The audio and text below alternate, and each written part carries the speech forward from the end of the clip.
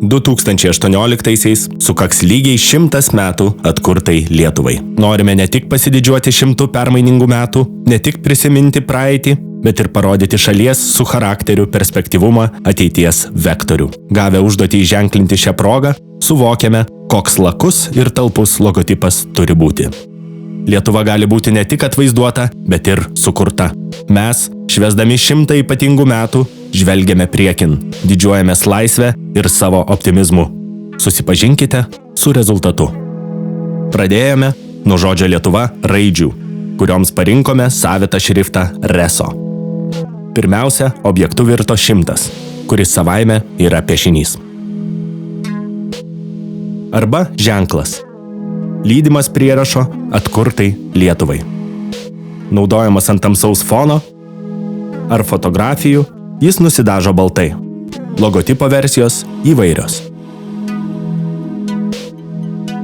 Jas galima jungti su skirtingų 100-mečio renginių pavadinimais ir taip išplėsti logotipo naudojimą.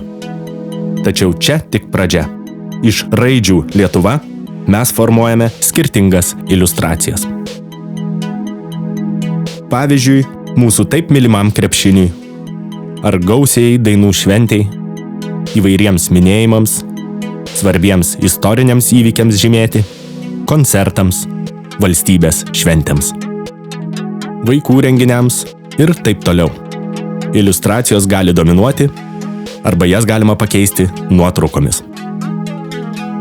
Daiktai, papuošti iliustracijomis, pagyvėja. Todėl, jei norite pasigaminti savo marškinėlius su jomis, pirmin. Visa tai sujungiama vientisą spalvų palete ir lydima jau minėto žaismingo šrifto RESO bei funkcionalaus šrifto, kai turime daug teksto. Svarbiausia, kad tai, ką sukūrėme, yra mūsų visų. Patogiai sudėta ir paruošta naudoti spaudoje ar internete, nes kad ir koks ženklas būtų, jis geras tik tiek, kiek jį norisi naudoti.